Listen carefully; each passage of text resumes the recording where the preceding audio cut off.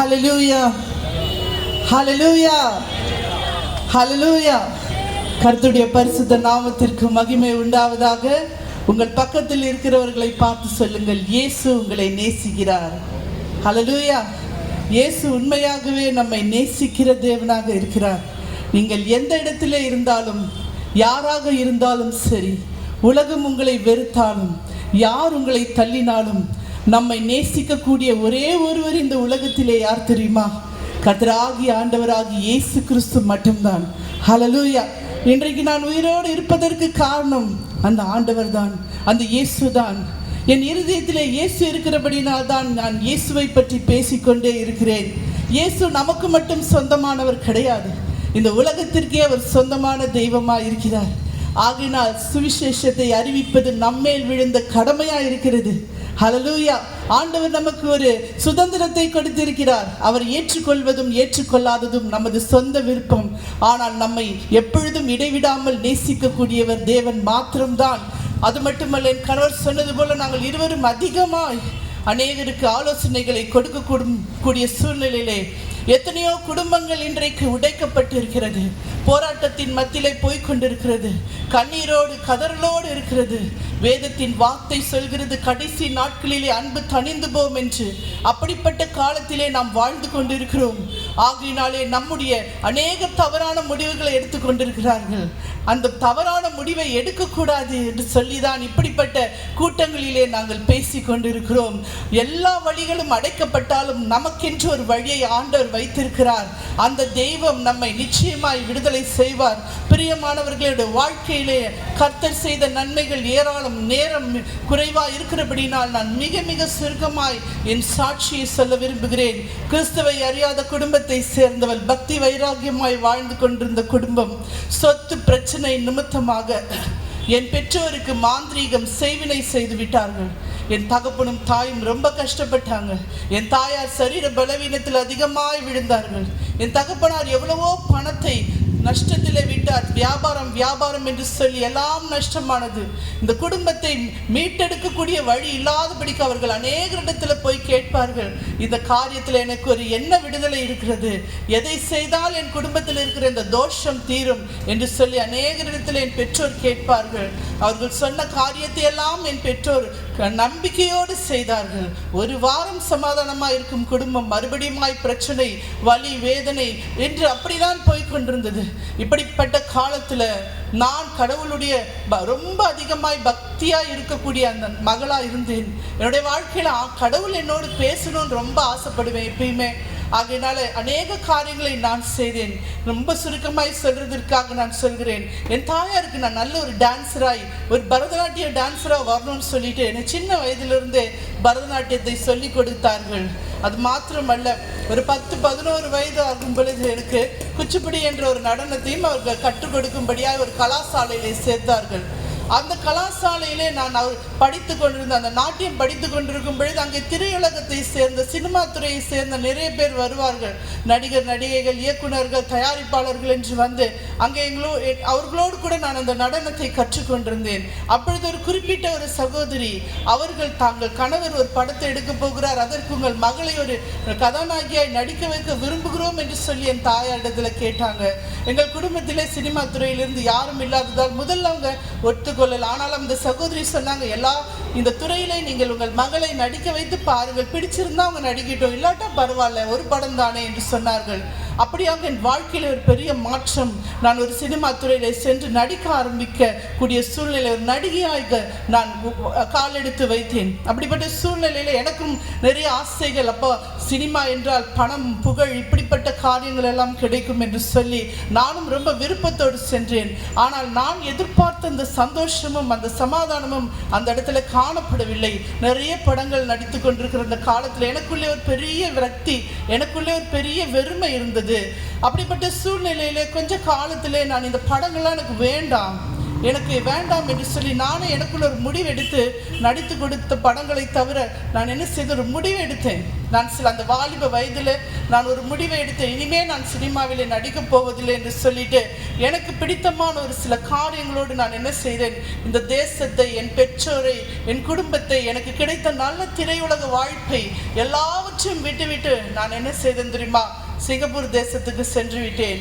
அங்கே சென்ற போது நான் நினைத்தேன், இனிமேல் என் வாழ்க்கை நன்றாயிருக்கும், நான் நினைத்தது போல் எல்லாம் நடக்கும் என்று சொல்லி. ஆனால் ரொம்ப துரதிருஷ்டவசமாய் நான் என்னெல்லாம் நான் நினைத்து சென்றேனோ அதெல்லாம் தோல்வியிலே முடிந்து அந்த ஒன்றரை வருடத்திலே நான் எதை நம்பி சென்றேனோ அதை நான் இழந்து போய் ஒரு பெரிய கடங்காரியானேன். அதே அந்த தேசத்தில் சட்டத்தின் பிடியிலையும் சிக்கக்கூடிய ஒரு சூழ்நிலை. ஏன்னா கம்பெனியில் பணம் கட்ட வேண்டிய ஒரு பட்டபடினாலே நான் சென்னைக்கும் வர முடியாத அளவுக்கு சூழ்நிலை மாறிற்று. எனக்கு அநேக நேரங்களிலே ரொம்ப கஷ்டமான ஒரு பாதை தான். ஏனென்றால் என் பெற்றோரை பார்க்கணும் ரொம்ப ஆசைப்படுவேன்.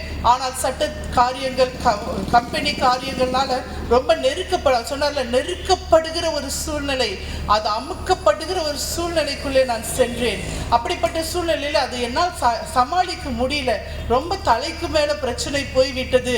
இதற்கு மேலே எனக்கு ஒரு வாழ்க்கையில் எல்லாவற்றிலும் தோல்வி அடைந்து விட்டேனே என்று சொல்லி என்னை குறித்து நான் யோசிக்கும் போது பார்த்தேன், படிப்பில் நான் தோல்வி அடைந்துட்டேன், எதையும் முழுமையாய் முடிக்கல. வாழ்க்கையிலே சினிமா துறையிலே போய் நல்ல ஒரு வாழ்க்கை இருந்தது, அதையும் நான் தொலைத்து விட்டேன். பிஸ்னஸ் காரியத்திலையும் நான் தொலைத்து விட்டேன். இப்படி எல்லாவற்றையும் அரைகுறையாக இருந்து சரியான ஒரு தோல்வியின் ரூபமாய் நான் நின்று கொண்டிருக்கும் பொழுது எனக்குள்ள நிறைய கேள்விகள். ஏன் எனக்கு மட்டும் இப்படி நடக்கிறது? என் வாழ்க்கையில ஏன் ஒரு முன்னேற்றம் இல்லை? என் வாழ்க்கையில ஏன் இப்படிப்பட்ட கஷ்டங்களுக்குள்ளே நான் போகிறேன் என்று எனக்குள்ள நிறைய கேள்விகள். இந்த கேள்வியின் முடிவிலே நான் என்ன முடிவு செய்தேன் என்றால், அந்த உலகத்துல அதிகமாய் நான் பாவம் செய்துட்டேன் போல, ஆகினால் நான் வாழ்வதற்கு தகுதியானவள் அல்ல என்று சொல்லி நான் என்ன செய்தேன், நான் தற்கொலை செய்ய வேண்டும் என்று சொல்லி எல்லா வழிகளும் அடைக்கப்பட்டிருக்கிறது. எதிர்காலமற்ற ஒரு சூழ்நிலையிலே நானே என்னை கொல்ல வேண்டும் என்று சொல்லி நான் என்ன செய்தேன், விஷத்திற்காய் நான் காத்து கொண்டிருந்தேன். விஷம் எங்கே கிடைக்கும் என்று நான் தேடிக்கொண்டிருந்தேன். சிங்கப்பூர் தேசத்தில் நமக்கு தேவையான மருந்துகளை கூட பிரிஸ்கிரிப்ஷன்லாம் வாங்க முடியாது. ஆனால் இந்த மாதிரியான காரியங்கள் கிடைக்காது. அப்படிப்பட்ட சூழ்நிலையிலே நான் விஷத்துக்காய் காத்து கொண்டிருந்தேன். நான் நினைக்கிறோம் இயேசு கிறிஸ்தவர்களுடைய கடவுள் என்று. ஆனால் ஏதோ ஒரு மூலையில எங்கேயோ நான் கதறிக்கொண்டிருந்தேன். கண்ணீரோடு இருக்கிற வேளையில நான் தேடி போகவில்லை பிரியமானவர்களே, இயேசு என்னை தேடி வந்தார். ஹல்லேலூயா. உடைக்கப்பட்ட பாத்திரமாய் வாழ்க்கையில வழி இல்லாதபடிக்கு எல்லா பக்கமும் அடைக்கப்பட்டு வாழ்வதற்கு எதிர்காலமற்ற நிலையிலே நான் இருக்கும் பொழுது என்னை தேடி இயேசு வந்தார். எப்படி தெரியுமா? 2 சகோதரிகள் என்னை தேடி வந்தார்கள். கேள்விப்பட்டு என்னோடு கூட அமர்ந்திருந்தார்கள். ஆண்டவரை பற்றி பேசினார்கள். ஆண்டவருடைய வார்த்தைகளை எனக்கு சொன்னார்கள். பாடல்களை பாடினார்கள். ஆனாலும் என் மனதிலே அவர்களை எனக்கு பிடித்திருந்ததே தவிர அவர்கள் சொன்ன இயேசுவை எனக்கு பிடிக்கல. வாழ்க்கையிலே நாம் நிறைய போராட்டத்திலே கலந்து போகும் பொழுது சில நேரங்களிலே எல்லா விதமான நம்பிக்கையும் இழந்து விடுவோம். எது மேலும் நமக்கு நம்பிக்கை இருக்காது. அப்படிதான் ஒவ்வொரு நாளும் வருவார்கள், என்னோடு கூட அமர்ந்திருப்பார்கள், எனக்காய் ஜெபிப்பார்கள். இதெல்லாம் எனக்கு பிடித்திருந்ததே தவிர அந்த இயேசுவை எனக்கு பிடிக்கல. என் உள்ளத்துக்குள்ளே தற்கொலை செய்ய வேண்டும் என்று அந்த காரியம் இருந்து கொண்டே இருந்தது. ஒரு நாள் அந்த 2 சகோதரிகள்ல ஒருவர் சொன்னாங்க, சிஸ்டர், நாங்கள் உங்ககிட்ட இயேசு கிறிஸ்துவை பற்றி சொன்னோம். நீங்கள் உடைக்கப்பட்ட பாத்திரமாக இருக்கிறீர்கள். உங்கள் உடைக்கப்பட்ட வாழ்க்கையை கர்த்தர் கட்டுவார் என்று நாங்கள் சொல்லுகிறோம். இந்த உலகத்திலே அவர் பிறந்து வளர்ந்து இந்த உலகத்திலே வந்ததே நம்முடைய பாவங்களுக்காக அந்த சிலுவையிலே மரித்தார் என்று சொல்லி இயேசுவினுடைய அன்பை குறித்து சொன்னார்கள். தன்னுடைய ஜீவனையே இயேசு நமக்காய் கொடுத்திருக்கிறார்கள். சிஸ்டர், நாங்கள் இவ்வளோ தூரம் கிறிஸ்துவின் அன்பை குறித்து உங்ககிட்ட பேசுகிறோம். ஆனால் உங்கள் இருதயம் கல்லா இருக்கிறதே, உங்களால் தப்பான ஒரு முடிவை எடுக்கிறீங்களே அப்படின்னு சொல்லும்போது எனக்கு ரொம்ப ஆச்சரியம். அவங்க சொன்னாங்க, நீங்கள் சாகணும் என்று முடிவு எடுத்திருக்கிறீங்களேன்னு. அது எனக்குள்ளே இருந்த ரகசியமான முடிவு. யாரிடத்திலுமே நான் சொல்லல. அந்த சகோதரிடத்துல கேட்டேன், எப்படி உங்களுக்கு தெரியும் நான் சாக வேண்டும் என்று திட்டமிட்டு இருக்கிறேன் என்று.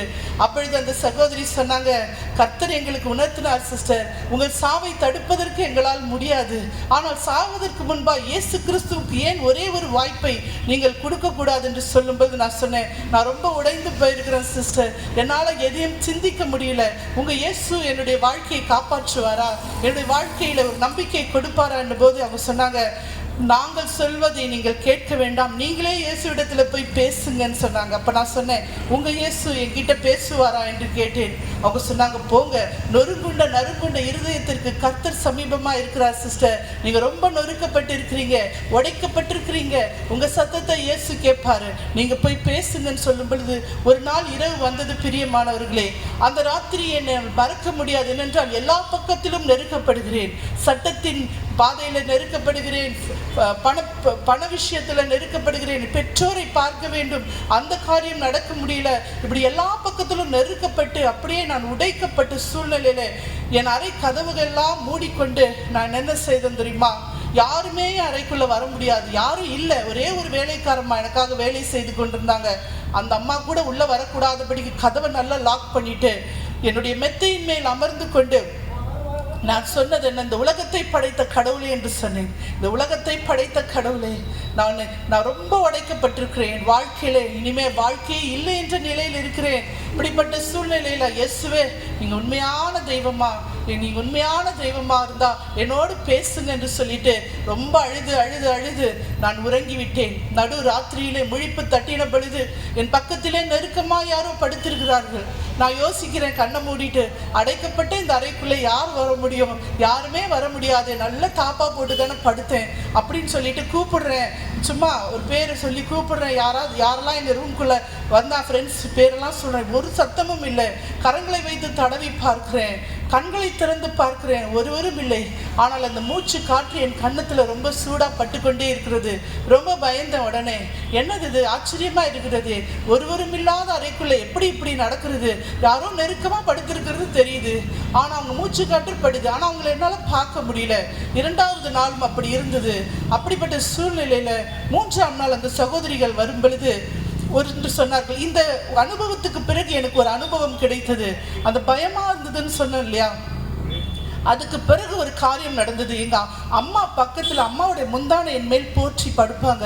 அப்படிப்பட்ட ஒரு வார்ம்த், அப்படிப்பட்ட ஒரு வெப்பம், அப்படிப்பட்ட ஒரு பாதுகாப்பின் உணர்வு எனக்கு கிடைச்சது. 2வது நாளும் அப்படி இருந்தது. அப்ப 3ஆம் நாள் அந்த சகோதரிகள் வரும் பொழுது இந்த அனுபவத்தை அவர்களிடத்துல பகிர்ந்து கொண்ட பொழுது அவர்கள் மிகவும் ஆச்சரியப்பட்டு சொன்னாங்க, சிஸ்டர் நீங்க ஜெபம் செய்தீர்களா என்று கேட்டாங்க. நான் சொன்னேன், எனக்கு ஜெபிக்க தெரியாது, என் இருதயத்தில் இருக்கிறது இந்த உலகத்தை படைத்த கடவுளிடத்துல ஊற்றினேன் என்று சொன்னபோது அவங்க சொன்னாங்க, சிஸ்டர் இயேசு உங்களை நேசிக்கிறார் சிஸ்டர், இயேசுடைய பிரசன்னத்தை நீங்கள் உணர்ந்திருக்கிறீங்க, நீங்க இயேசுவோடு பேசுங்கன்னு சொல்லும் பொழுது அப்பொழுதும் நான் நம்பல. ஒரு சின்ன ஒரு காரியம், இந்த இயேசு இடத்துல ஏதோ இருக்கிறது என்று மட்டும் உணர்ந்து கொண்டேன். அவங்க எனக்காய் ஜெபித்து விட்டு சென்றார்கள். ஒரு நாள் நானாய் கேட்டேன், என்னை நீங்கள் செல்கிற சபைக்கு அழைத்து செல்லுங்கள் என்று சொல்லி. அப்படிதான் நான் சிங்கப்பூர் தேசத்தில் இருக்கிற ஒரு ஆங்கிலிக்கன் திருச்சபைக்கு கொண்டு செல்லப்பட்டேன். அந்த சபைக்குள்ளே செல்லும் பொழுது நான் ஒரு மிகுந்த பாவ பாரத்தோடு, என்னையே மன்னிக்க முடியாத ஒரு குணம் எனக்குள்ள இருந்துச்சு. இத்தனை பிரச்சனைகளுக்கும் காரணம் நான் தானே என்று சொல்லி எனக்குள்ளே ஒரு பயங்கரமான குற்ற மனப்பான்மை இருந்தது. அது என்னை கொஞ்சம் கொஞ்சமாய் கொன்று கொண்டிருந்தது. இதெல்லாம் நான் ஒழுங்கா இருந்திருந்தேன்னா இந்த இவ்வளவு நஷ்டம் வந்திருக்காது, என் பெற்றோருக்கு இவ்வளவு பிரச்சனை வந்திருக்காது என்று சொல்லி ஒவ்வொரு நாளும் நான் கதறி அழுவேன். என் கையால தலையை அடிச்சுக்கிட்டு அழுவேன். அப்படிப்பட்ட ஒரு குற்ற மனப்பான்மை எனக்குள்ள இருந்தது. அந்த சபைக்குள்ளே போகும் பொழுது நான் பலவிதமான பிரச்சனைகளோடு சென்றேன். அந்த நாள் என்ன நாள் என்றால் குட் ஃப்ரைடே அன்று போதகர் வேத வசனத்தை விளக்கி கொண்டிருந்தார். கர்த்தராகிய இயேசு கிறிஸ்துவினுடைய சிலுவை மரணத்தை குறித்து அவர் விளக்கி கொண்டிருந்தார். ஏன் இயேசு சிலுவையிலே மரித்தார் என்று சொல்லி அதில் ஒரு வசனம் சொன்னார், பாவத்தை மறைக்கிறவன் வாழ்வடைய மாட்டான், அதை அறிக்கை செய்து விட்டுவிடுகிறவன் இரக்கம் பெறுவான் என்று சொல்லி. என்னுடைய இருதயத்தில் இருந்த பாவ பாரம் என்னை மிகவும் அழுத்திற்று. அப்பொழுது ஆல்டர் கால் சொன்னாங்க, யாராவது இயேசுவை ஏற்றுக்கொள்ள விரும்புகிறீர்களா என்று கேட்ட பொழுது நான் சொன்னேன், நான் ஏற்றுக்கொள்ள விரும்புகிறேன் என்று சொல்லி ஒரு நம்பிக்கையோடு நான் முன்னே சென்று என் ஆண்டவராகிய இயேசு கிறிஸ்துவை என் சொந்த ரட்சகராய் ஏற்றுக்கொண்டேன். என் இருதயத்துக்குள்ள சொன்ன, ஆண்டவரே என் உள்ளத்துல வாங்க, நான் ரொம்ப போராடிட்டேன், இதுக்கு மேல போராட எனக்கு தெம்பில்லை, நான் வாழ்க்கையில எல்லா வகையிலும் தோற்று போய்விட்டேன், என் வாழ்க்கையில வந்து என் வாழ்க்கையில நீர் இனிமே ராஜாவா இருந்து என்னை நடத்துங்க என்று சொல்லி என்னுடைய வாழ்க்கையை தேவனுக்கு அர்ப்பணித்தேன்.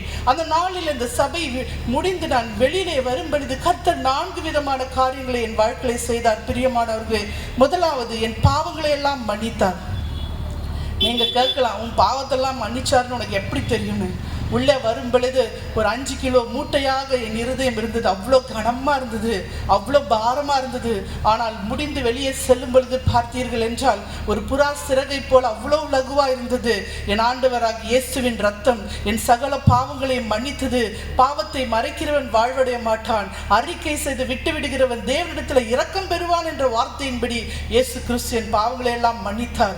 இரண்டாவது அற்புதம் என்ன தெரியுமா? என்னை அலைகழித்துக் கொண்டிருந்த தற்கொலை ஆவி, எப்போ பார்த்தாலும் சாகணும் என்று என் சிந்தனையில் ஒரு தாட் வந்துட்டே இருக்கும். அதை என்னால் மறுக்கவே முடியாது, எதையாவது செய்யணும் என்று. ஆனால் அன்றைக்கு அந்த ஆண்டவருடைய வார்த்தை கேட்ட பிறகு, இயேசு கிறிஸ்துவை என் சொந்த இரட்சகராய் என் இருதயத்தில் ஏற்றுக்கொண்ட பிறகு என்ன நடந்தது தெரியுமா? அந்த பிசாசு, அந்த தற்கொலையின் ஆவி இயேசுவின் நாமத்தில் என்னை விட்டு போயிற்று. அதுக்கு பிறகு இந்த வினாடி வரைக்கும் அது என்னிடத்தில் நெருங்கவே இல்லை. ஹல்லேலூயா. மூன்றாவது என்ன தெரியுமா? நான் பேசுவேன், எப்போது சொல்லுவேன், ஆண்டவரே என்னோடு பேசுங்க, கடவுளே என்னோடு பேசுவீங்க அப்படின்னு சொல்லும். ஆண்டவர் சொன்னார், நீ என்னை நோக்கி கூப்பிடு, நான் உனக்கு மறு உத்தரவு கொடுத்து உனக்கு எட்டாததும் அறியாததுமான பெரிய காரியங்களை அறிவிப்பேன் என்று சொல்லி என்னோடு பேசும் தெய்வமானார். நான்காவது என்ன தெரியுமா? ஆண்டவரே இந்த உலகத்தில் நான் எப்படி வாழப்போகிறேன், தனிமையா இருக்கிறேனே, இப்படிப்பட்ட போராட்டங்கள் நிறைந்த உலகத்தில் எதிர்காலமற்ற நிலையில நான் என்ன செய்ய போகிறேன் சொல்லுமா? ஆண்டவர் சொன்னாரு, நான் உன்னை விட்டு விலகுவதும் இல்லை, உன்னை கைவிடுவதும் இல்லை, உலகம் அழியும் பரியந்த முதல் நான் உன்னுடனே கூட இருப்பேன் என்று சொன்னவர். நீ நடக்க வேண்டிய வழியை நான் உனக்கு போதித்து உன்மேல் என் கண்களை வைத்து உனக்கு ஆலோசனை சொல்லுவேன் என்று சொல்லி என் கரங்களை பிடித்தார். ஹல்லேலூயா. அன்றைக்கு என் தேவன் கரங்களை பிடித்தார். எத்தனையோ முறை அவர் கரங்களை நான் விட்டிருப்பேன், ஆனால் தேவன் என்னை பிடித்த கரத்தை விடாதபடிக்கு அந்த தேசத்தில் என்னை வளர்த்தார். அந்த திருச்சபையிலே நான் வளர்க்கப்பட்டேன். என் போதகர் என் ஆவிக்குரிய தகப்பனானார். பிரச்சனைகள் உடனே முடியல, படிப்படியாய் அதை மேற்கொள்ளும்படியாக சொன்னார். சோதனையை திராணிக்கு மேலாய் சோதிக்கப்பட அவர் ஒரு நாளும் விடாத தேவன். தாங்கிடக்கூடிய பலனையும் தப்பி செல்லக்கூடிய வழியை உண்டாக்கி தருகிற தேவன். அந்த நாளில் நீங்கள் பார்த்தீங்கன்னா நான் ஒரு பைத்தியக்காரியை போல இருந்தேன். ஹல்லேலூயா. அந்த சபைக்குள்ளே போகும்போது நான் பைத்தியக்காரி என்று தான் நினைத்தார்கள். நிலை குத்துன பார்வை, முடியெல்லாம் விரிச்சு போட்டு எப்பயுமே ஏதோ முறைச்சி பார்த்துக்கிட்டு அப்படிப்பட்ட காரியத்தை அப்பாதிரி தான் இருந்தேன். ஆனால் ஆண்டவர் ரட்சிப்பு எனக்குள்ள வந்த பொழுது என் வாழ்க்கையிலே ஒரு ஒளி வந்தது, என் வாழ்க்கையிலே ஒரு நம்பிக்கை பிறந்தது. நான் சாக பிறந்தவள் அல்ல, வாழ பிறந்தவள், சாதிக்க பிறந்தவள் என்று சொல்லி எனக்குள்ளே ஆண்டவர் எனக்குள்ளே ஒரு பலனை கொடுத்தார். அது மாத்திரமல்ல பிரியமானவர்களே, என் வாழ்க்கையிலே கர்த்தர் செய்த நன்மைகள் ஏராளம். திருச்சபையிலே நான் வளர்க்கப்பட்டேன். ஒவ்வொரு நாளும் தேவன் என்னோடு பேசினார். ஒவ்வொரு நாளும் அவருடைய கிருபையினாலே நான் நடத்தப்பட்டேன். எவ்வளோ கஷ்டமான அந்த பாதைகளை எல்லாம் கர்த்தர் என்ன செய்தார் தெரியுமா? லகுவாக்கினார். அந்த சுமைகளை எல்லாம் அவர் தன்மேல் சுமந்து கொண்டு என்னை தூக்கி சுமந்து கொண்டு நடக்கக்கூடிய தேவனாக இருந்தார். இதே நேரத்தில் என் பெற்றோர்களுடைய வாழ்க்கையும் ஆண்டவர் தொட்டார், என் சகோதரருடைய வாழ்க்கையும் ஆண்டவர் தொட்டார். அப்படியாக ஆண்டவருடைய வல்லமையை நாங்கள் பார்த்தோம். இந்த திருச்சபையிலே நான் படிப்படியாக வளர்ந்து வேத கல்லூரிக்கு சென்று, அது மாத்திரமல்ல சபையிலே ஊழியங்களிலே நான் பொறுப்பாக இருந்து சபை மூப்பராய் கர்த்தர் என்னை உயர்த்தினார். எத்தனையோ தீர்க்க தரிசன வசனங்களை ஆண்டவர் கொடுத்தார். படிப்படியாக என் பிரச்சனைகளில் இருந்து விடுதலை கொடுத்து எல்லாவற்றுக்கும் மேலாக இந்த உடைந்த பாத்திரத்தை கர்த்தர் உருவாக்க ஆரம்பித்தார். ஹல்லேலூயா. எத்தனையோ கஷ்டங்கள் பாடுகளின் மத்தியிலே கடந்து வருகிற வேளையில் ஒன்று நான் கஷ்டப்படும் பொழுது நான் என்ன யோசிச்சேன், ஏன் ஆண்டவரே இந்த நிலைமை, நல்ல ஒரு சினிமா துறையில் இருந்தேன், எனக்கு எவ்வளோ பேர் என்னை சுற்றி ஒரு பரிவாரமே இருந்துச்சு. மேக்கப் பேக் தூக்க ஒரு ஆள், காஸ்மெட்டிக்ஸ் எடுக்க ஒரு ஆள், ஹேர் ட்ரெஸ்ஸர் ஒருத்தங்க, ட்ரெஸ்ஸு கோட் பிடிக்க ஒரு அர்த்தங்க, ஷூ எடுக்கிற ஒரு அர்த்தங்க, இது ஜூஸ் எடுக்க ஒரு ஆள்னு சொல்லி இப்படி ஒரு பரிவாரத்தோடு வாழ்ந்த நான் இன்றைக்கு ஒரு அனாதை போல இருக்கிறேனே, எனக்கு யாருமே இல்லையா அப்படின்னு யோசித்த பொழுது ஆண்டவர் சொன்னார், அதெல்லாம் இந்த உலகத்துக்குரியவைகள், ஆண்டவர் மேலான காரியங்களை எனக்கு கொடுத்தார். அதனால தான் இன்றைக்கு சொல்ல முடியும், அன்றைக்கு நான் பணத்தையும் புகழையும் தேடி ஓடினேன். ஆனால் இன்றைக்கெல்லாம் எனக்கு என்ன தெரியுமா, அழிந்து போகிற ஆத்துமாக்கள், அவருடைய ரட்சிப்பு, ஆண்டவர் அவர்கள் மேல் வைத்த அன்பை குறித்து சொல்ல வேண்டும் என்று சொல்லி ஆண்டவர் என்னுடைய வாழ்க்கையை கட்டினார். நல்ல ஒரு தேவ மனுஷனை கணவராய் கொடுத்து 2 பிள்ளைகளை கொடுத்து இந்த ஊழியத்தை தொடர்ந்து செய்யும்படியாய் கிருபை பாராட்டினார். பிரியமானவர்கள், நீங்கள் எங்கே இருந்தாலும் சரி, நான் பேசுவதை எங்கேருந்து கேட்டுக்கொண்டிருந்தாலும் சரி, நான் சொல்லுகிறேன், உங்களுடைய வாழ்க்கையிலே தோல்வியாய் நீங்கள் நினைக்கலாம், முடிந்தது என்று நினைக்கலாம். இல்லை, இயேசு உங்களை நேசிக்கிறார். உங்களுக்கு ஒரே ஒரு வாய்ப்பை உங்கள் வாழ்க்கையில கொடுத்து பாருங்கள். நான் செய்தது போல அந்த ஒரு வாய்ப்பில் அவர் என்ன செய்தார், வாழ்க்கை கட்டி இன்றைக்கு உங்கள் மத்தியிலே உயிரோடு என்னை வைத்திருக்கிறார், சாட்சியோடு வைத்திருக்கிறார், ஒரு சாதனையாளராக என்னை வைத்திருக்கிறார். இன்னைக்கு எங்கள் 2 பேருடைய பாரம் தெரியுமா, உடைக்கப்பட்ட குடும்பங்கள் மத்தியில போய் ஆண்டவருடைய அன்பை பற்றி பேசி அந்த குடும்பங்களை ஒன்று சேர்க்க வேண்டும். அநேக பிள்ளைகள் பாதிக்கப்பட்டிருக்கிறார்கள். எவ்வளோ பிள்ளைகள் எவ்வளோ குறைவுள்ள காரியங்கள் ஈடுபட்டிருக்க அவர்களை எல்லாம் பிரித்தெடுத்து அவர்களை கர்த்தருக்கென்று நாம் பிரித்தெடுக்க வேண்டும் என்று சொல்லி இப்படிப்பட்ட பாரத்தோடு இருக்கும். இன்றைக்கும் நீங்கள் இந்த இடத்துல நின்று கொண்டிருக்கலாம், இதை கேட்டுக்கொண்டிருக்கலாம். ஒரு நாளும் ஆண்டவர்களை வெறுக்கவில்லை. உங்களுக்கு நீங்க பாவத்தில் இருந்தாலும் கூட அவர்களுக்கு இரண்டாம் வாய்ப்பை கொடுக்கக்கூடிய தேவனா இருக்கிறார். ஒன்னே ஒன்னா, இயேசுவே எனக்குள்ள வாங்க, என் வாழ்க்கையை மாற்றுங்க என்று சொன்னால் போதும், கர்த்தர் பெரிய காரியங்களை செய்வார். கர்த்தர் உங்களை உள்ளங்கரங்களிலே வரைந்து வைத்திருக்கிறார். இஸ்ரவேலே, நீ என்னால் மறக்கப்படுவதில்லை என்று சொல்கிறார். பிரியமானவர்களே, ஆண்டவரை நம்புங்கள். இந்த கடைசி நாட்களிலே ஆண்டவருடைய அன்புதான் நிலைத்திருக்கும். மனுஷனுடைய அன்பு மாறி போகும், மனுஷனுடைய அன்பு மாறி. ஆனால் இந்த நாளை உற்சாகப்படுத்துகிறோம். இந்த கூட்டத்தை ஏற்படுத்தினவர்களுக்காய் தேவனுக்கு நன்றி செலுத்துகிறோம். இந்த நாளை நீங்க வந்திருக்கிறீங்க, நிச்சயமாய் ஆசீர்வதிக்கப்படுவீர்கள். God bless you. God be with you. கரங்களை தட்டி கர்த்தருக்கு நாம் நன்றி செலுத்துவோம். தொடர்ந்து நம்ம ஆண்டு வார்த்தையை கேட்போம். ஒரே ஒரு கவியை பாடிவிட்டு நாம் கர்த்தருடைய வார்த்தை கூட செல்வோம். ஒரே ஒரு கவியை பாடிவிட்டு ஒரு 15 நிமிடங்கள் உங்களோடு கூட பேசி நான் ஜெபிக்க விரும்புகிறேன். எதிர்பார்ப்போடு இருப்போம். கர்த்தருடைய வார்த்தை ஒருபோதும் வீணாய் திரும்பாது. வார்த்தை அனுப்பி சுகமாக்குகிற கர்த்தருடைய வார்த்தை நமக்கு. ஒரே ஒரு கவியை மாத்திரம் பாடும். 1000 நன்மைகள். ஆமென்.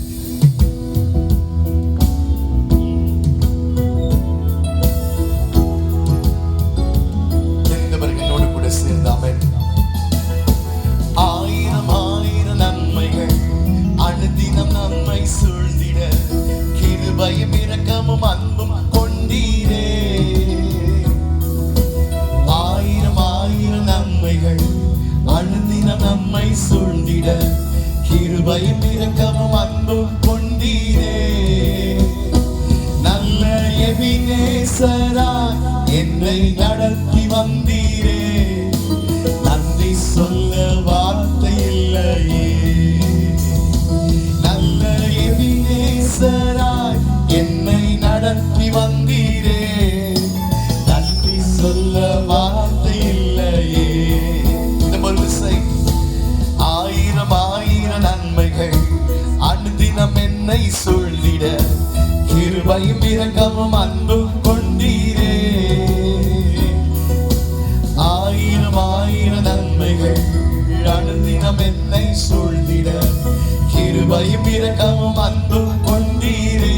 நல்ல எபினேசராய், நல்ல எபினேசராய் என்னை நடத்தி வந்தீரே. நன்றி சொல்ல வார்த்தை ஆண்டவரே, சொல்ல வார்த்தை இல்லையே. நல்ல எபினேசராய் என்னை நடத்தி வந்தீரே. நன்றி சொல்ல வார்த்தை இல்லையே. மரண பள்ளத்தாக்கில் நாம் நடந்த வேளை, மீட்கும் முன்காரங்கள் நான் கண்டேன். பாடி நின்ற வேளை பறந்திடாது என்னை தாங்கும் முன்காரங்கள் நான் கண்டேன். மரண பள்ளத்தாக்கில் நான் நடந்த வேளை, மீட்கும் முன்காரங்கள் நான் கண்டேன். வாடி நின்ற நேரம், வாடி நின்ற வேளை மடிந்திடாது என்னை தாங்கும் முன்காரங்கள் நான் கண்டேன். எந்த மாறாவின் வாழ்வை, எந்த மாறாவின் வாழ்வை மதுரமாய் மாற்றும் அன்பின் நல்ல மாறாவின் வாழ்வை மதுரமாய் மாற்றுவார். எந்த மாறாவின் வாழ்வை மதுரமாய் மாற்றும் அன்பின் நல்ல கர்த்தரே. 1000 நன்மைகள் அனுதினம் என்னை சூழ்ந்திட, கிருபையும் இரக்கமும் அன்பும் கொண்டீரே. 1000 நன்மைகள் அனுதினம் என்னை சூழ்ந்திட, கிருபையும் இரக்கமும் அன்பும். அப்படியே கை உயர்த்தி சொல்லுங்க. நல்ல எபினேசராய், நல்ல எபினேசராய் என்னை நடத்தி வந்தீரே. நன்றி சொல்ல வார்த்தை சொல்ல. நல்ல எபினேசராய் என்னை நடத்தினீங்களப்பா. சொல்லுங்க. நல்ல எபினேசராய் என்னை நடத்தி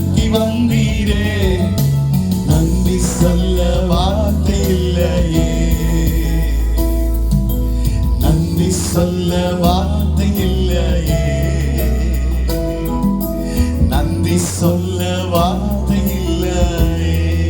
கரங்களை தட்டி ஆண்டவருக்கு நன்றி செலுத்தலாம். ஆமென். கர்த்தர் நல்லவர். ஒரு 15 நிமிடம் மாத்திரங்களோடு நான் கர்த்தரை வார்த்தை ஷேர் பண்ண விரும்புகிறேன். நல்ல ஒரு சாட்சி நாம் கேட்டோம். சினிமா உலகத்தில் இருந்து அவர்களை ஆண்டவர் ரட்சித்து நிம்மதியை தேடி ஓடி தற்கொலை செய்யும்படியாய் போன அவருடைய வாழ்க்கையில ஆண்டவர் மாற்றத்தை கொண்டு வந்தார். ஆமென். அவர்களை சாட்சி சொல்லுவாங்க, அந்த நாட்களிலே ஒரு பைத்தியக்காரியை போல மாறி போனேன் என்று சொல்லி. அப்போது அவங்களுடைய லைஃப்பை ஷார்ட்டாக சொல்லணும் அப்படின்னா, சினிமாக்காரியாக இருந்து பைத்தியக்காரியை போல அறிந்து தெரிந்து எனக்கு ஒரு ஊழியக்காரியை கத்த நிறுத்த வைத்திருக்கிறார். ஆமென். அவங்க சாட்சி பெரிய சாட்சி நேரத்தை கருதி ஷார்ட்டாக முடிச்சிருக்கிறாங்க. உங்களோட 20 minutes 15 minutes மாத்திரம் பேசி உங்களுக்கு நான் ஜெபிக்க விரும்புகிறேன். நம்முடைய ஆண்டவராகிய இயேசு எப்படிப்பட்டவர் என்று சொல்லி உங்கள் மத்தியில் நான் வைக்க விரும்புகிறேன். அவர் நம்மை தலை நிமிர்ந்து நடக்க பண்ணுகிறவர் என்ற தலைப்பில் உங்களோடு நான் பேச விரும்புகிறேன். அவர் என்ன ஸ்தானத்திலும் வைக்கலாம். தகப்பனாக, மெய்ப்பனாக, நல்ல ஒரு குயவனாக, விடுவிக்கிறவராக பல கோணத்தில் அவர் தியானிக்க முடியும். இன்னைக்கு மாலையில அவரை எப்படி உங்களுக்கு முன்பாய் நான் காண்பிக்க விரும்புகிறேன் சொன்னால், அவர் நம்முடைய தலையை நிமிர்த்துகிற தேவன். ஆமென் சொல்லுங்களேன். வேதத்திலே லேவியராகமம் 26:13 வாசிக்கலாம். வேண்டாம், நான் உங்களோட கூட சொல்லுகிறேன். லேவியராகமம் என்கிற அந்த புஸ்தகத்தில் 26:13 இப்படி வாசிக்கிறோம். அவர் தேவன் என்ன செய்கிறாராம், நம் மேல் இருக்கக்கூடிய நுகத்தடிகளை முறிச்சு நம்மளை நிமிர்ந்து நடக்க பண்ணுகிற தேவனாகிய கர்த்தர் என்று எழுதப்பட்டிருக்கிறது. நம்ம மேல நுகங்கள் சுமந்திருக்கும் பொழுது நம்மளால் நிமிர முடியாது இல்லைங்களா? நம்ம மேல பல பாரங்கள், கவலைகள், பிரச்சனைகள் எல்லாம் அழுத்தி கொண்டிருக்கும் பொழுது நிமிர முடியாமல் இருக்கிறது. அதுதான் நுகங்கள். Price Lord.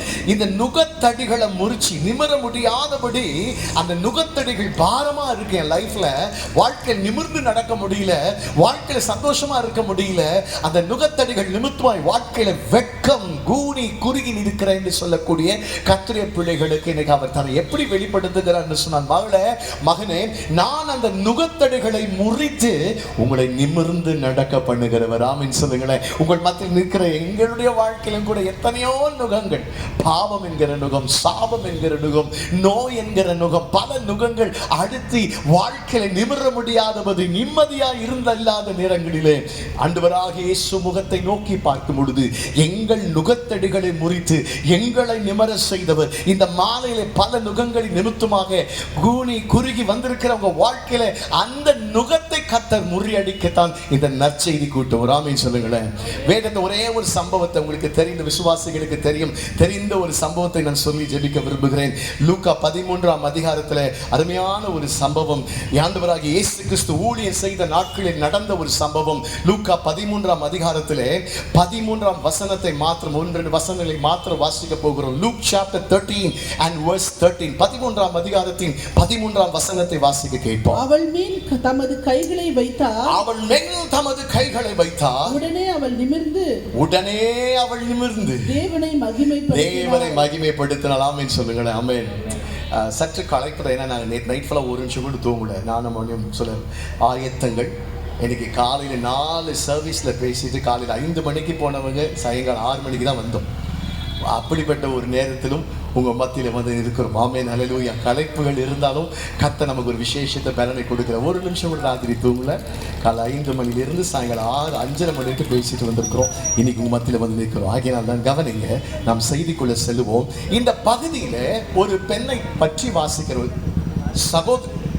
சகோதரியை பற்றி வாசிக்கிறோம். அந்த சகோதரி பற்றி வாசிக்கும் பொழுது அந்த 13 வசனத்துல 10 வசனத்திலிருந்து ஆரம்பிக்கிற ஒரு நாள் அந்த வாசித்துமே.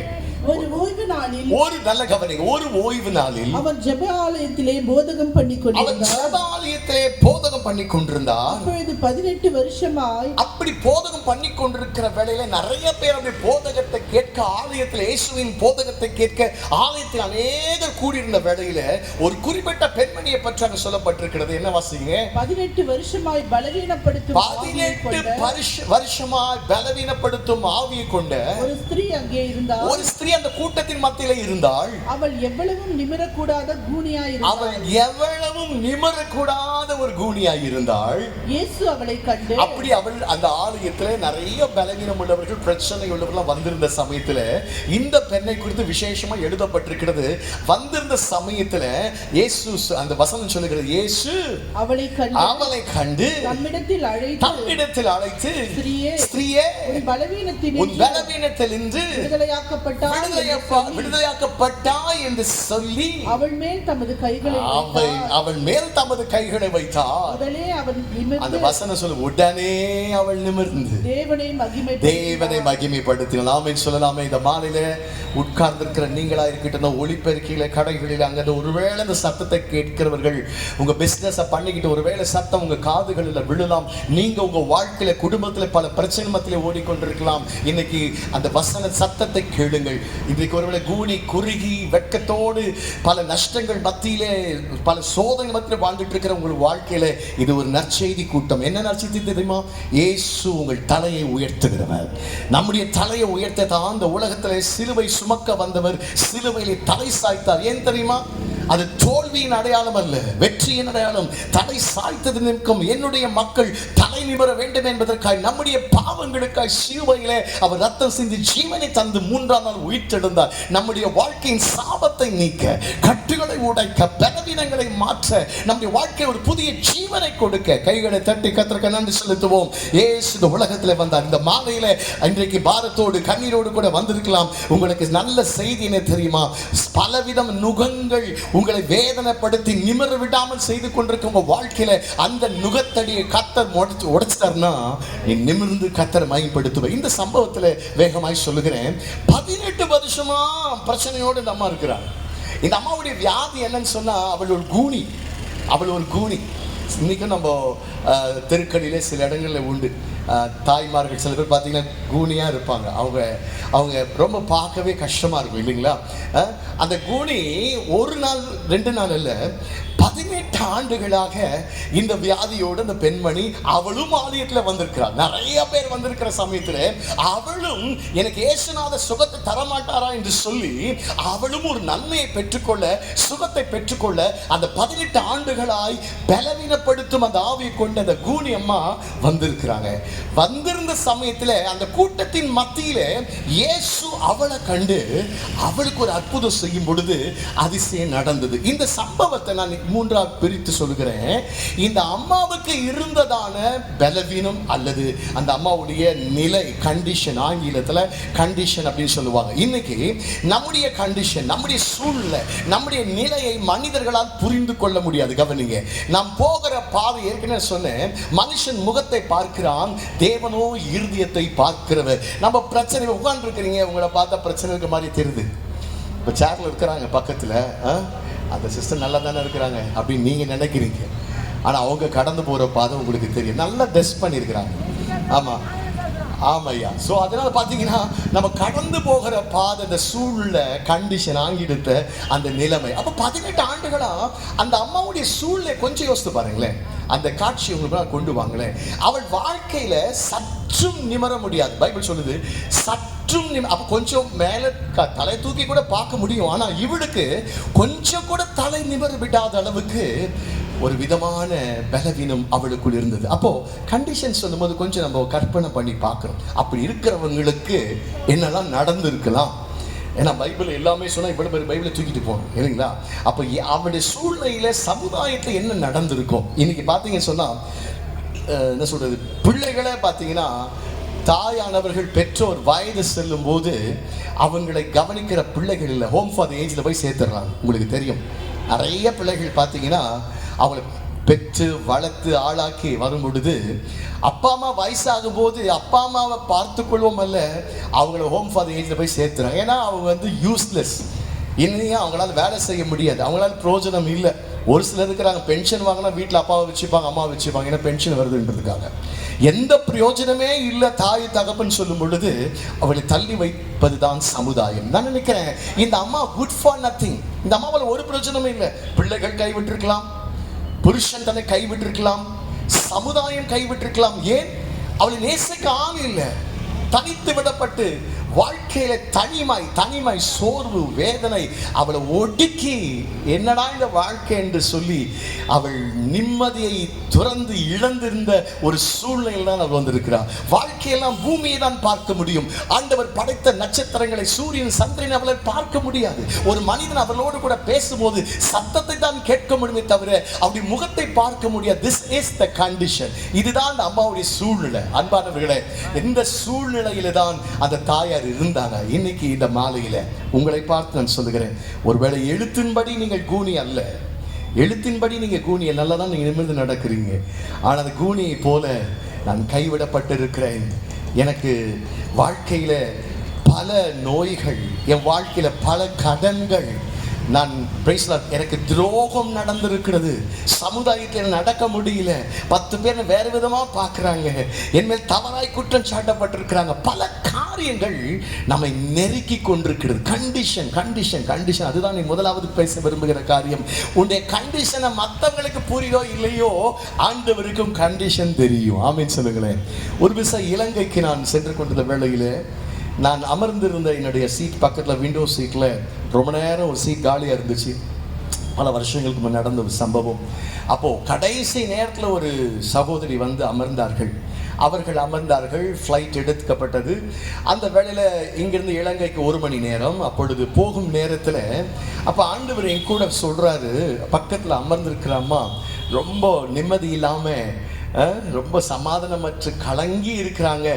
அந்த அம்மாவுக்கு 2 வார்த்தை சொல்லி நீ ஜெபி என்று சொல்லி கத்த சொல்கிறார். நான் பார்க்கும்போது அந்த அம்மா பார்த்தீங்கன்னா நல்லா ஜோடிக்கப்பட்டு அவங்கள பார்த்தா ஒரு ஆக்ட்ரஸ்ன்னு சொல்கிற அளவுக்கு அவங்களுடைய வெளி தோற்றம் எல்லாமே காணப்பட்டு, அப்போது எனக்கு மனசில் கத்த சொல்லும்போது, ஆண்டவரே நீ சொல்கிறபடி இந்த அம்மாவை பார்த்தா தெரியலையே, நல்லா உடுத்திருக்கிறாங்க, நல்ல ஜுவல்ஸ்லாம் போட்டு பார்க்க அப்படி மேக்கப்லாம் பண்ணி ரொம்ப அழகாக இருக்கிறாங்க, இவங்களுக்கு போய் பிரச்சனை ஆண்டவர், எனக்கு ஏன் வம்பு இந்த அம்மாட்ட பேச்ச கொடுத்துட்டு ஏன் வேண்டாம் ஆண்டவர். ஆண்டவர் விடுதலை இல்லை, நீ வெளி தோற்றத்தை தான் பார்க்குற, அவங்களுடைய கண்டிஷன் எனக்கு தான் தெரியும். நீ ஆண்டோடைய என் அன்பை பற்றி சொல், அவளுக்காக செவி என்று சொன்ன உடனே மெதுவாக பேச ஆரம்பித்தேன். மேடம் உங்கள் பேர் என்னன்னு கேட்டேன். அவங்க சொல்லும் போதே சொன்னாங்க, என் பேர் கீதா குமரசிங்கே, இலங்கையில் ஒரு பெரிய நடிகை, நான் ஷூட்டிங் முடிச்சுட்டு நான் சென்னைக்கு இலங்கைக்கு செல்கிறேன் என்று அவளை பற்றி பேசி கொண்டிருந்தார்கள். அப்பொழுது அங்கிருந்த மேகசின்லேயும் ஒரு படத்தை காண்பித்து, பாருங்கள் எங்கள் படம் இந்த மேகசினில் கூட என் படம் இருக்குன்னு சொன்னார்கள். ரொம்ப சந்தோஷம். அவங்க பேசி முடிச்ச பிறகு சொன்ன, மேடம் என் ஆண்டவர் சொல்கிறாரு, நீங்கள் நடிகையாக இருக்கலாம், நீங்கள் எல்லா வசதியோடு கூட இருக்கலாம், ஆனால் வாழ்க்கையில் நிம்மதி இல்லாமல் வாழ்ந்துட்டு இருக்கிறீங்க, வாழ்க்கையை முடித்து கொள்ளலாம் நினச்சிட்டு இருக்கிறீங்க, இதுதான் உங்களுடைய நிலை, இதுதான் உங்கள் கண்டிஷன் சொல்லி கத்த சொல்கிறாங்கப்போ அவங்க அதை ஒத்துக்கவே இல்லை. அவங்க ஆகிய பண்ண எப்படி சொல்கிறீங்க அப்படிலாம் இல்லைன்னு சொல்லி முடிவில் கடைசியில் அவங்க கண்கள் கலங்கினது. ரொம்ப நேரம் அதை மறைத்து கொண்டிருந்தார்கள். கடைசியில் சொன்னாங்க, உங்களுக்கு எப்படி தெரியும், என் வாழ்க்கை உங்களுக்கு எப்படி தெரியும்? எனக்கு தெரியாது, உங்களை என்னையும் படைத்த தேவனுக்கு தெரியும்.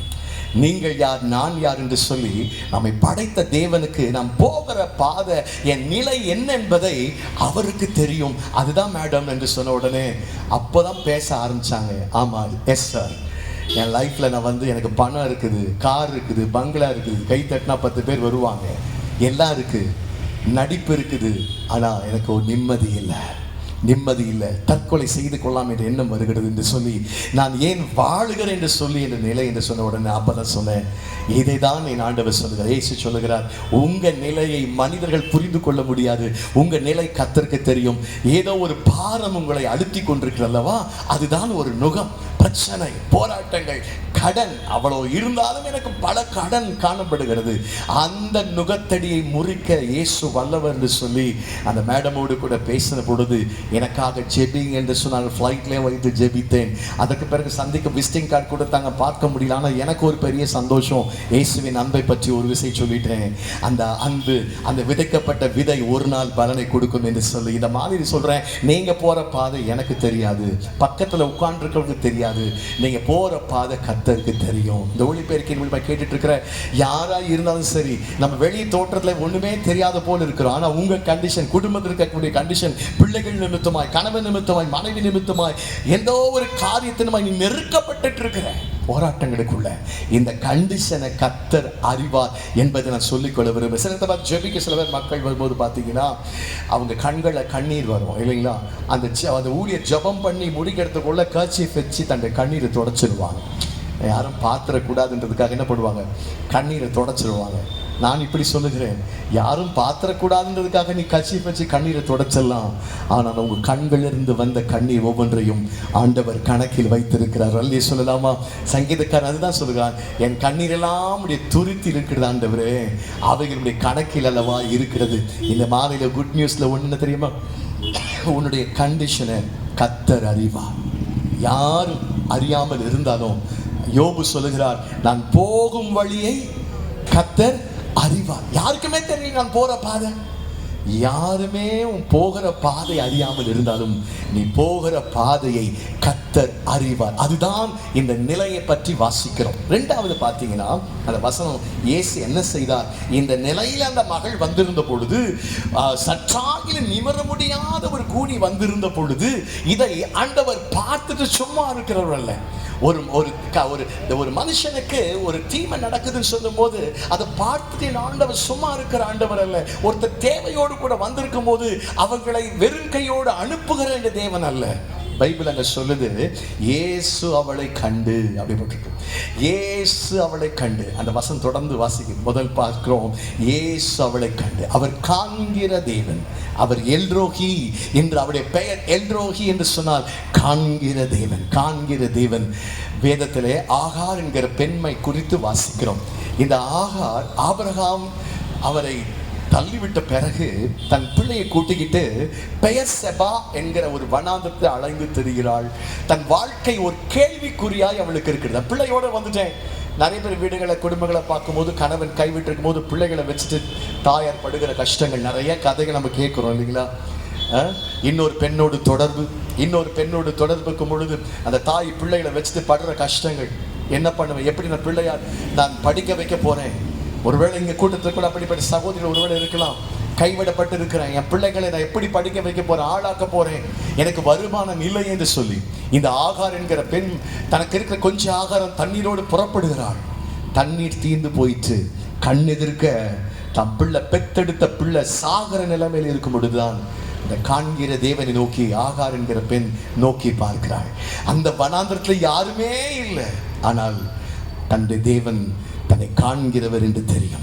அந்த வனாந்திரத்தில் யாருமே தன்னை காணாமல் இருந்தாலும் அந்த வனாந்திரத்திலே காண்கிற தேவன் அந்த ஆகாருடைய நிலைமையை கண்டு சாக கிடந்த பிள்ளைக்கு ஜீவனை தந்தார்.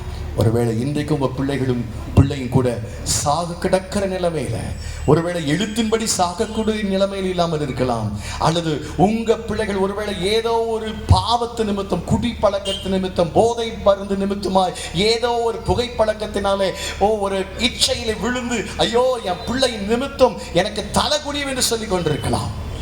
அவன் நிமித்தம் ஒரு தலைகுனிவா இருக்கிற குடும்பத்துக்கு ஒரு கெட்ட பெயரை கொண்டு வருகிறானே, பிள்ளையை குறித்த ஒரு பாரத்தோடு இந்த மாலையில் வந்திருக்கலாம். உன்னை காண்கிற தேவன், உன்னை காண்கிற தேவன். இது மற்றவங்களுக்கு தெரியாது. சில நேரத்தில் நம்முடைய பிரச்சனை வேற மற்றவங்க சொல்ல நம்ம விரும்பப்பட மாட்டோம் இல்லைங்களா? இதெல்லாம் வெளியே சொன்ன நம்ம என்ன நினைப்பாங்க மக்கள்? நீங்க வெளியே சொல்லணும்னு அவசியம் இல்லை. நீங்க உங்க நிலைமையை கர்த்தர் அறிந்தவர், உன்னை காண்கிறவராய் இருக்கிறார். அந்த ஆகாருடைய கண்ணீரை கர்த்தர் பார்த்தார். சாக கிடந்த பிள்ளையுடைய சத்தத்தை கேட்டார். அந்த பிள்ளைக்கு ஜீவனை கொடுத்தார். இந்த மாலையில உன் பிள்ளைக்கும் அவர் ஜீவனை கொடுப்பார். அவருடைய காண்கிற தேவன். என்னை யாருமே கண்டுக்கலன்னு சொல்லிட்டு இருக்கீங்க இல்லையா? சில பேர் நம்ம சொல்லுவோம், என்னை யாருமே கண்டுக்க மாட்டேங்கிறாங்க, யாருமே என்னை விசாரிக்க மாட்டேங்கிறாங்க அப்படின்னு சொல்லுவோம் இல்லைங்களா? நம்ம பாடின பாட்டில் கூட என்னை விசாரிக்கும் நல்ல தகப்பன் இல்லைங்களா? நான் கூட ஒரு நாட்கள் யோசிப்பேன், யாருமே நம்மள எவ்வளோ பலவீனப்பட்ட நேரங்கள்லாம் உண்டு, எப்படி இருக்கிற அப்படின்னு கேட்கறதுக்கு இன்னைக்கு ஆள் இல்லை இல்லைங்களா? இன்னைக்கு நிலைமை ரொம்ப மோசமாக போயிட்டு இருக்கு இல்லைங்களா? இன்னைக்கு பக்கத்து வீட்டுக்காரர் கூட கதவை பூட்டிக்கிட்டு இருக்கிறாங்க. ஒரு நாட்களில் வந்து பக்கத்து வீட்டுக்காரர்கள் வந்து நமக்கு உதவி செய்த நாட்கள்லாம் உண்டு. இன்னைக்கு பக்கத்து வீட்டில் ஒரு காரியம் நடந்தாலும் அது என்னன்னு கேட்கக்கூட ஆள் இல்லை. நம்ம எப்படி இருக்கிறோம் கேட்கக்கூட ஆள் இல்லை. ஏன்னா கடைசி நாட்களில் அன்பு தணிந்து போகும் என்று வாசிக்கிறோம். எந்த அன்பு தணிந்து போனாலும், யார் மாறினாலும், யாருடைய விசாரிக்காமல் போனாலும், உன்னை காண்கிற தேவன் உன்னை விசாரிக்கிறவராய் இருக்கிறவர். ஆமென் சொல்லுவோமே. ஆமென் அல்லேலூயா. அந்த பைபிள் தொடர்ந்து வசனம் சொல்லுது, அந்த அந்த கூனியை பார்த்து சொல்லும்போது, இயேசு அவளை கண்டு, அப்புறம் என்ன போட்டிருக்கு? இயேசு அவளை கண்டு தம்மிடத்தில் அழைத்து அவர் பெயர் சொல்லி கூப்பிடுறவர் தெரியுமா? நம்ம பாட்டெல்லாம் பாடும், பெயர் சொல்லி அழைத்தது உங்க கிருபை. பெயர் சொல்லி ஒவ்வொருத்தருடைய பெயரை கர்த்தர் அறிந்திருக்கிறார். ஒரு எல்லாருடைய பெயர் நம்ம மனதில் வைத்திருக்க முடியாது. ஆனால் ஆண்டவர் எல்லாருடைய பெயரை மனதில் வைத்து அவர் பெயர் சொல்லி அழைக்கிற தேவன். இயேசு அவளை கண்டது மாத்திரம் அந்த பெண்ணை தம்மிடத்தில் அழைத்தார். இன்றைக்கு அந்த சகையு என்கிற ஒரு மனுஷனை லூக்கா 19ஆம் அதிகாரத்தில் வாசிக்கிறோம். அவன் மரத்து மேல உட்கார்ந்து இயேசுவை பார்க்கணும்னு உட்கார்ந்துகிட்டு இருக்கான். அந்த வழியாய் போன இயேசு யோசித்து பாருங்களேன், அவன் மரத்து மேல இருக்கிறான்னு எப்படி தெரியும்? அவனுடைய பெயர் சகையு என்று எப்படி தெரியும்? ஆனால் இயேசு அந்த அத்தி மரத்தின் கீழ் வந்த பொழுது அங்கே நின்றார், அண்ணார்ந்து பார்த்தார். அவனுடைய பெயரை சொல்லி, சகையுவே சீக்கிரமா இறங்கி வா, நான் வீட்டில் தங்க வேண்டும் என்று சொன்னார். சீக்கிரமா இறங்கி வா, உன் வீட்டில் தங்க வேண்டும். இயேசு எப்படிப்பட்டவரோ என்று பார்க்க வாஞ்சையோடு, அவர் ரொம்ப குள்ளமானவனாக இருந்தபடினாலே, இயேசு உயரமா இருக்கிறார், அவரை பார்க்க வேண்டும், முகத்தை பார்க்க வேண்டும் வாஞ்சித்ததினாலே அவன் பெரிய பணக்கார ஐஸ்வர்யவான். மரத்து மேல ஏறுவதை பத்தி அவனுக்கு கவலை இல்லை. மரத்து மேல ஏறி உட்கார்ந்துகிட்டு இயேசுவின் முகத்தை பார்க்க அவளோடு இருந்த சமயத்துல அவன் ஆவலையும் அவன் வாஞ்சையும் அவன் தாகத்தையும் பார்த்த இயேசு அந்த மரத்தடியில நின்று அண்ணார்ந்து பார்த்து மரத்து மேல உட்கார்ந்து கொண்டிருக்க சகையை பார்த்து, சகையுவே இறங்கி வா, சீக்கிரமா இறங்கி வா, நான் உன் வீட்டில் தங்க வேண்டும். ஆமென். ஒரு ஆமீன் சொல்லுங்களேன். இன்னைக்கு ஆண்டவர் அழைக்கிற தேவன் உன் இருதய கதவை தட்டி கொண்டிருக்கிறார். உன் இருதய கதவை தட்டி கொண்டிருக்கிறார். அவர் உனக்குள் வர விரும்புகிறார். அவர் உனக்குள் வந்து உனக்குள் வாசம் பண்ணி உனக்காக யுத்தம் செய்ய விரும்புகிறார். ஆமீன் சொல்லலாமே. ஆமீன். அவர் ரொம்ப ஜென்டில்ங்க. வெளிப்படுத்தல் 3:20 சொல்லுது, வாசலில் நின்று கதவை தட்டுகிறேன், ஒருவன் சத்தத்தை கேட்டு கதவை திறந்தா உள்ள வருவேன். ஆமென். நீங்க கதவை திறந்து கொடுத்தாதான் உள்ள வருவேன். சில பேர்லாம் வீட்டுக்கு வருவான் பார்த்தீங்களா, நேரா ஆண்டி அங்கிள் உள்ள வீட்டுக்குள்ள வந்துருவான். காலிங் பெல்லாம் அடிக்க மாட்டாங்க, நேராக ரூம்குள்ள வீட்டுக்குள்ள வந்துருவாங்க. நம்ம ஆண்டு ரொம்ப ஜென்டிலானவர் தெரியுமா? யாருக்குள்ள அப்படி உள்ளதான் உள்ளத்துக்குள்ள வருகிறவர் அல்ல. கதவை தட்டுகிறேன், உன் உள்ளத்தின் கதவை தட்டுகிறேன். நீ சத்தத்தை கேட்டு, மகளே நான் உன்னை நேசிக்கிறேன், நான் உனக்குள் வர விரும்புகிறேன், உன் வாழ்க்கையை மாற்ற விரும்புகிறேன், எனக்கு இடம் கொடுப்பாயா என்று வந்த கேள்விக்கு நீ இடம் கொடுக்கும் போது அவர் உனக்குள் வந்து அதிசயத்தை செய்வார். தொடர்ந்து வசனத்துக்குள்ள வருவோம். இயேசு அவளை கண்டு தம்மிடத்தில் அழைத்து, மூணாவது சொல்றாரு, ஸ்திரீயே உன் பலவீனத்திலிருந்து விடுதலையாக்கப்பட்டாய் என்று சொல்லி அந்த சொல்றாரு, நீ விடுதலையாக்கப்பட்டாய், உன் பலவீனத்தை விடுதலையாக்கப்பட்டாய், அவர் சொல்ல ஆகும், அவர் கட்டளையிட இருக்கும். ஆமென் சொல்லலாமே. பைபிள் சொல்லுது, அவர் சொல்ல ஆகும், அவர் கட்டளையிட இருக்கும். சீஷர்கள் படகில போயிட்டு இருக்கும் போது பயங்கரமான காற்றடித்து கடல் கொந்தளித்து கடல் நீர் படகை மூடுகிற ஒரு நேரம் வந்த பொழுது இயேசு தூங்கிக் கொண்டிருந்த இயேசுவை அவர்கள் சீஷர்கள் தட்டி எழுப்பி, ஆண்டவரே நாங்கள் மடிந்து போகிறோமே, உமக்கு கவலை இல்லையா என்று கேட்டார்கள். இயேசு எழுந்து நின்று காற்றையும் கடலையும் அதட்டின பொழுது அங்கே ஒரு அமைதல் உண்டானது. ஆமென் சொல்லுங்களேன். என் ஆண்டவர் ஒரு வார்த்தை சொன்னால் அங்கே அமைதல் உண்டாகும். ஹல்லேலூயா. சூம்பின கையில் ஒரு மனுஷன் வரான். அந்த கையை ஆண்டவரே சுகமாக்குங்கன்னு சொன்ன பொழுது கையை நீட்டுப்பான்னு சொன்னாரு. அவன் கையை நீட்டினான், அற்புதம் நடந்தது. இதான் வேதத்தை எடுத்த ரெக்கார்ட்ஸ் எல்லாம், பைபிளில் உள்ள ரெக்கார்ட்ஸ் எல்லாம் பொய் அல்ல, உண்மை. வேதத்தில் எழுதப்பட்ட அத்தனை வார்த்தைகளும் உண்மை.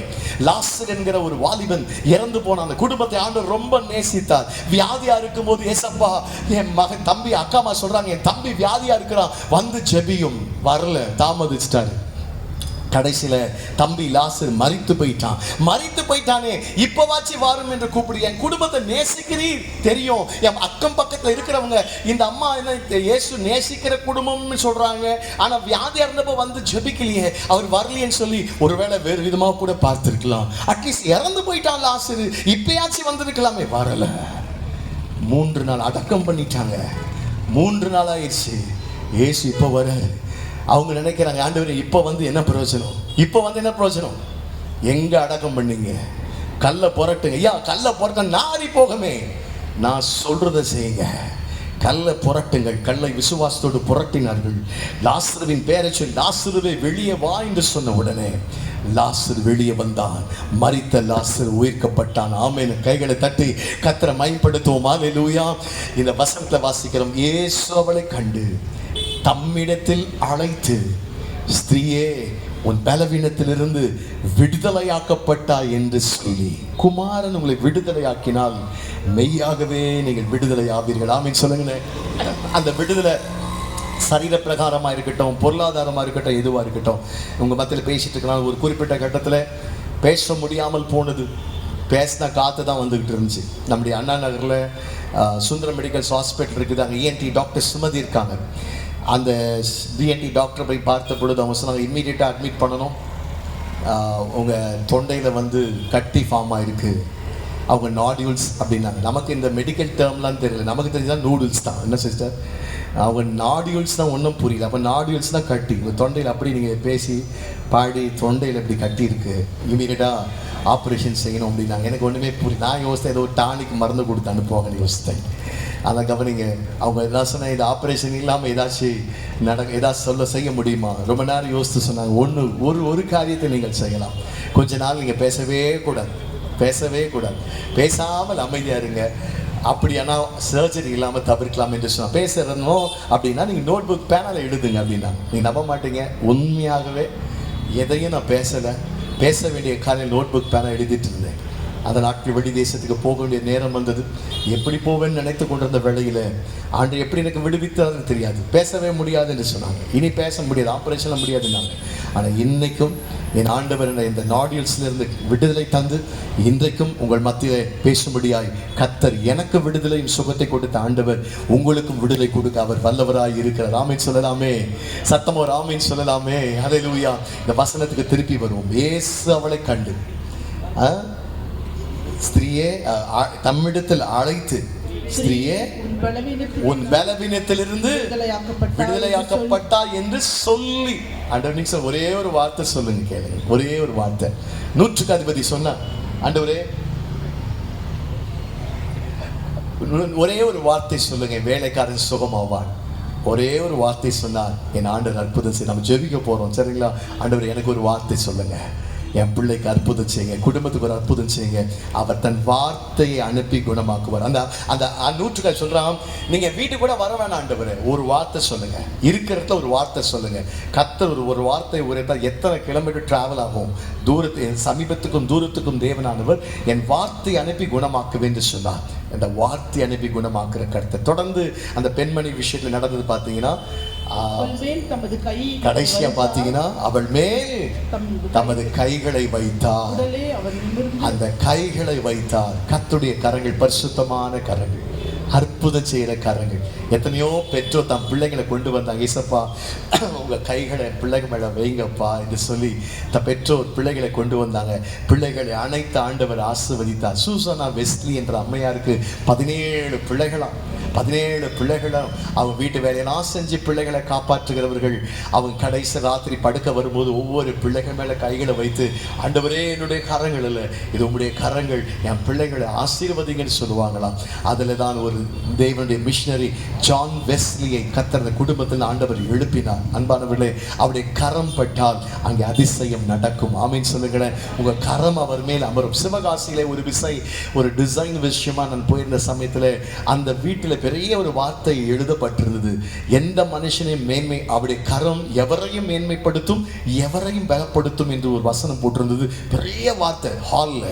நான் கேட்டேன், பிரதர் சாதாரண வசனம் போட்டு மாட்டிப்பாங்க, நீங்கள் செவரிலேயே இவ்வளோ பெரிய வார்த்தை போட்டிருக்கிறீங்க, கர்த்தருடைய கரம் எவரையும் மேன்மைப்படுத்தும், எவரையும் பலப்படுத்தும் என்று சொல்லி. அப்போ அந்த தாசன் சொன்னா, பிரதர் இதே சிவகாசத்தை பிச்சைக்காரனா வந்தேன், எனக்கு ஒரு பிஸ்னஸ்ல ஒன்றுமே இல்லை, என் குடும்பத்தை எப்படி என்ன செய்ய போறேன்னு தெரியல, ஒரு சின்ன பிஸ்னஸ் சிவகாசியில தான் ஆரம்பித்தேன்.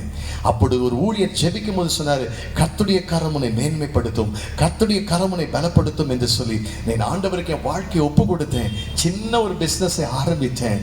ஆண்டு கரம் என் மேல் இருக்கிறத உணர்ந்தேன். இன்றைக்கு ஆண்டு பெரிய வியாபாரத்தை கொடுத்து என்னை ஆசீர்வதித்திருக்கிறார். ஆகினால் தான் இந்த வார்த்தையை என் செவில் எழுதியிருக்கிறேன், கர்த்தருடைய கரம் எவரையும் மேன்மைப்படுத்தும், கரைகளுக்கு பலப்படுத்தும் என்று சொல்லி. இது நடந்த ஜெபிக்க போறோம். நடந்த உடனே தான் அந்த வசனம் சொல்லுகிறது, தமிழ் மேல் கைகளை வைத்தார், அங்கதான் அற்புதம். உடனே அவள் நிமிர்ந்து தேவனை மகிமைப்படுத்தினாள். அப்படியே எழும்பலாமா? நேரம் முடிஞ்சது. அப்படியே எழும்பலாமா? அவள் நிமிர்ந்து தேவனை மகிமைப்படுத்தினாள். ஏசு அவளை கண்டு தம்மிடத்தில் அழைத்து, ஸ்திரீயே, உன் பலவீனத்தில் விடுதலையாக்கப்பட்டாய் என்று சொல்லி தமது கைகளை வைத்தார். வல்லமை பாய்ந்தது. அவன் 18 ஆண்டுகளாய் கூனியா இருந்த வாழ்க்கையில அவள் நிமிர்ந்து தேவனை மகிமைப்படுத்தினாள். ஒரு எழுத்தின்படி நீங்க கூனியா இல்லாமல் இருக்கலாம். நான் சொன்னதை போல ஏதோ ஒரு நுகம், மேபி ஒருவேளை பாவத்தின் நுகம், ஒருவேளை இந்த சத்தத்தை கேட்கக்கூடிய வாழ்க்கையில இன்னும் குடிப்பழக்கம், புகைப்பழக்கம், பல பாவத்தின் நிமித்தமாய் உன் வாழ்க்கையில் நிம்மதி இழந்திருக்கலாம். உன் பாவங்களை மறைக்கிறவன் வாழ்வடை மாட்டான், அவன் அறிக்கை செய்து விட்டு விடுகிறவன் இரக்கத்தை பெறுவான். அப்படி யாராவது 1-2 பேர் இருந்தீங்கன்னா சொல்லுங்க, ஆண்டவரே என் பாவத்தை மன்னிங்க, என் உள்ளத்துல வாங்க, எனக்கு புது வாழ்வு தாங்கன்னு கேளுங்க. ஒருவேளை பல நுகத்தடிகள் உன்னை நுகத்தடி நிமித்தமாய் உன்னை நிமிர விடாம செய்து கொண்டிருக்கிறதா? இந்த பெண்மணிக்கு இன்னொரு விஷயம் அங்க போட்டிருக்கு. 16ஆம் வசனத்துல சாத்தான் 18 ஆண்டுகளாய் கட்டி வைத்திருந்தானாம். 18 ஆண்டுகளாய் கட்டி வைத்திருந்த அந்த கட்டுகளை அன்றைக்கு ஆண்டவர் அவிழ்த்த பொழுது அவளுக்கு ஒரு அற்புதம் நடந்தது. உங்களுக்காக நாங்கள் செபிக்க போகிறோம். அவர்கள் எந்த சூழ்நிலைக்கு வந்திருந்தாலும் சரி, அந்த சூழ்நிலையிலிருந்து உங்களை விடுவிக்க ஆண்டவர் இன்னைக்கு நற்செய்தி கூட்டம். இதுதான் உங்களுக்கு நற்செய்தி. என்ன நற்செய்தி தெரியுமா? உங்களை நிமிர்ந்து நடக்க பண்ணுகிற இயேசு. ராமே சொல்லாமே, உங்களை நிமிர்ந்து நடக்க பண்ணுகிற இயேசு. ஹல்லேலூயா. நிமிர்ந்து நடக்க முடியாதபடி எந்த நுகம் உன்னை வேதனைப்படுத்திட்டு இருக்கிறது, அது கடனா இருக்கலாம், அது வியாதியா இருக்கலாம், குடும்ப பிரச்சனையா இருக்கலாம், நிம்மதி இழந்து வந்திருக்கும் வாழ்க்கையில நீ தேடும் நிம்மதி இயேசு இந்த மாலையில கொடுப்பார். அப்படியே கைகளை உயர்த்தி, இயேசுவே என்னை விடுவியும் என்று சொல்லி நீங்க கேளுங்க, நீங்க கூப்பிடுங்க. அந்த 100க்கு அதிபதி என் மகனுக்கு ஒரு விடுதலை தாங்க, நீங்க ஒரு வார்த்தை சொல்லும் என்று கேட்ட பொழுது அந்த மகனுக்கு ஒரு விடுதலை தந்தாரு. அப்படியே கைகளை உயர்த்தி ஒரே ஒரு கவியை பாடி நான் ஜெபம் பண்ணி முடிக்கிறேன். ஆமென். சகல வியாதியையும் குணமாக்க வல்லவரா,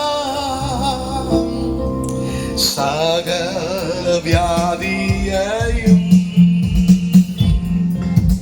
குணமாக்க வல்லவரா,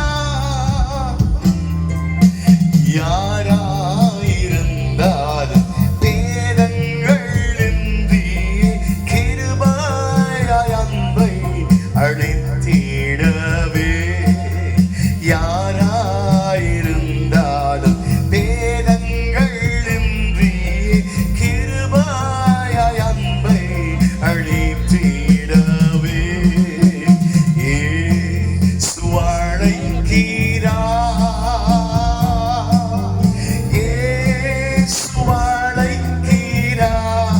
அவராய் உன்னை, அவராய் உன்னை தம் கரங்கள் நீட்டிய இயேசு அழை. அவருக்கு ஒரு தருணம் கொடுங்க அன்பான தேவ ஜனமே.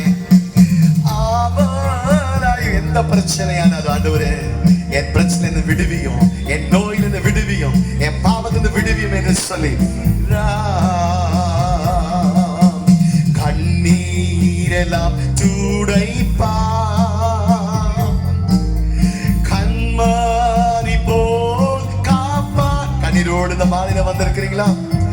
கண்ணீரெல்லாம் துடைப்பா, கண்மணி போல், கண்மணி போல் காப்பா. கார்மேகம் போன்ற கஷ்டங்கள் வந்தாலும், கார்மேகம் போன்ற கஷ்டங்கள் வந்தாலும் கருத்துடன் உன்னை காத்திடவே, கார்மேகம் போன்ற கஷ்டங்கள் வந்தாலும் கருத்துடன் உன்னை 2 கரங்களை உயர்த்தி அர்ப்பணிக்கலாம்.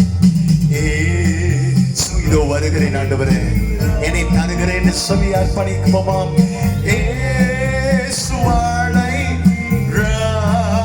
அவளாய் உன்னை, அவளாய் உன்னை தம் காரங்கள் நீட்டிய இயேசு அழைக்கிறார், அவளாய் உன்னை தம் காரங்கள் நீட்டிய இயேசு அழைக்கிறார்.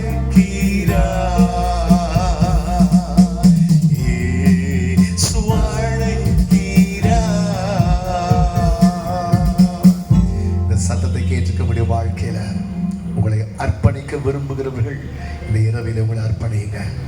ஏசப்பா உங்களுக்கு ஒரு அற்புதத்தை செய்ய முடியும். எந்த நோய், எந்த பலவீனம் அல்லது ஏதோ ஒரு நுகம் உன்னை நிபர விடாமல் உன்னை அழுத்தி கொண்டிருக்கிறதோ அதை ஆண்டவர் விடுவிக்க வல்லவர். அது எங்களுக்கு செய்தார் என்று சொல்வதற்கு தான் இந்த கூட்டம். எங்களுடைய வாழ்க்கையின் நுகங்களை முறித்தார், எங்கள் வாழ்க்கையின் சாபங்களை மாற்றினார், எங்களுக்கு விடுதலை தந்தார், எங்களுக்கு ஆண்டவர் அந்த சந்தோஷத்தை தந்தார். நாங்கள் தேடும் நிம்மதி அவர் கொடுத்தார். அந்த நிம்மதி உனக்கும் அவர் கொடுக்க வல்லவர். வருகை மிக சமீபங்க. ஏசப்பா சீக்கிரமாய் வருகிறார்.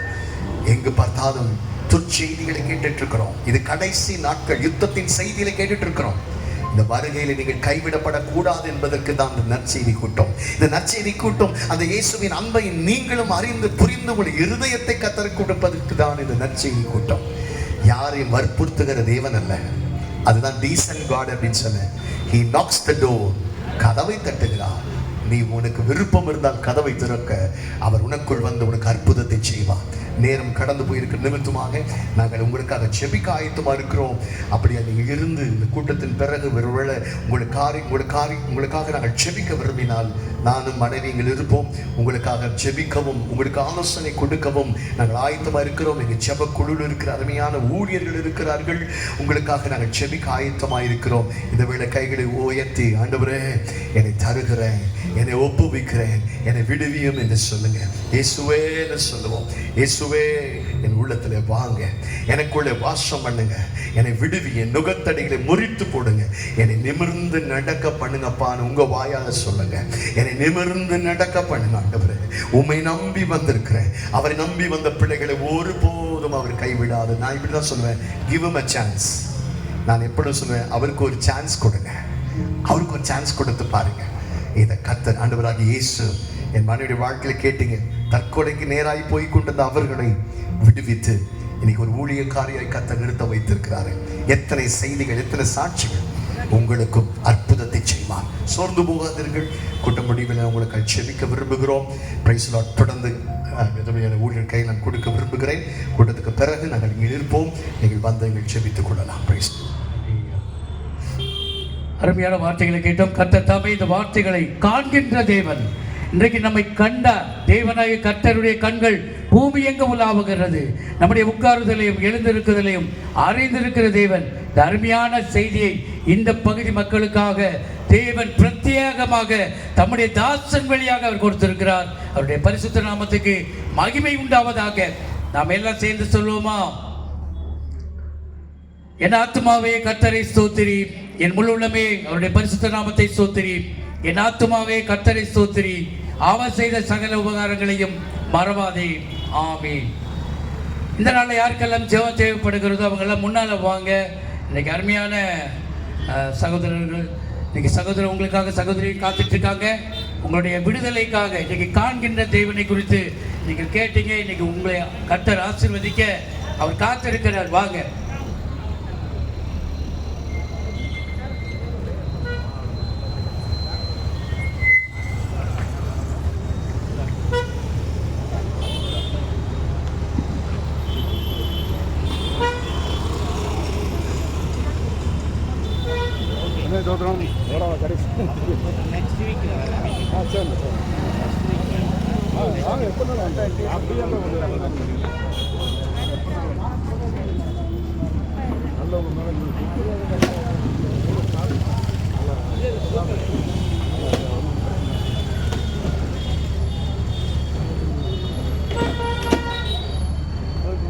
கொடுத்து மறுபடியும்